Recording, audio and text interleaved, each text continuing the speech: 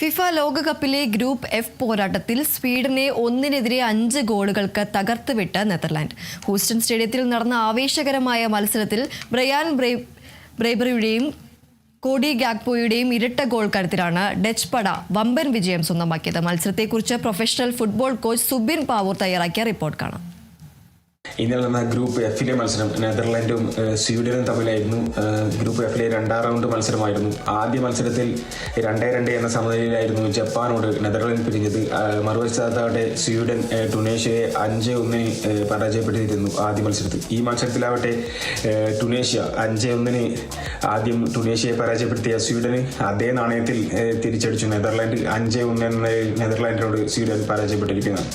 മത്സരത്തിലേക്ക് കടന്നാൽ മത്സരത്തിലെ ഫസ്റ്റ് ഹാഫ് മുതൽ പൂർണ്ണാധിപത്യം നിറഞ്ഞ നെതർലാൻഡിന്റെ പൂർണ്ണാധിപത്യം നിറഞ്ഞൊരു മത്സരമായിരുന്നു. മത്സരത്തിന്റെ 5ാം മിനിറ്റിൽ തന്നെ നെതർലാൻഡ് സ്വീഡന്റെ വലകുലുക്കി. അവരുടെ സൂപ്പർ താരം സ്ട്രൈക്കർ 19ാം നമ്പർ താരം ബ്രോബിയാണ് ആദ്യ ഗോൾ നേടിയത്. അതിന് വഴിയൊരുക്കിയാവട്ടെ അവരുടെ വിങ് ഗാപ്കോയുടെ ഒരു ക്രോസിൽ നിന്നായിരുന്നു ആദ്യ ഗോൾ പിറന്നത്.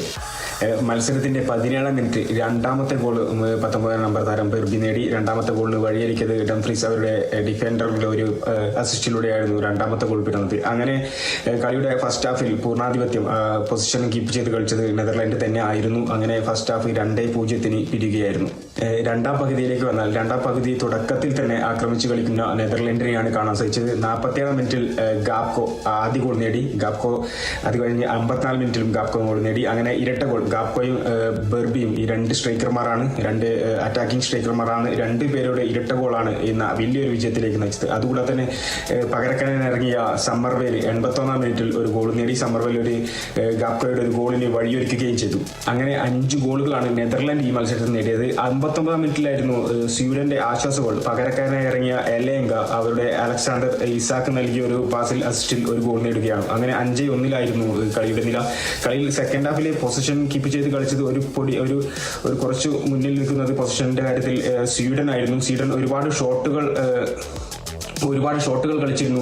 20ഓളം ഷോട്ടുകൾ അവർ ഉതിർത്തിരുന്നു. അതിൽ 12ഓളം ഓൺ ടാർഗറ്റ് പോയിരുന്നു. അറ്റാക്കിങ്ങിലേക്ക് കേന്ദ്രീകരിച്ച് ഗോൾ ഡിഫറൻസ് കുറയ്ക്കാൻ സ്വീഡൻ ശ്രമിച്ചെങ്കിലും മത്സരം 5-1 തന്നെ അവസാനിക്കുകയായിരുന്നു.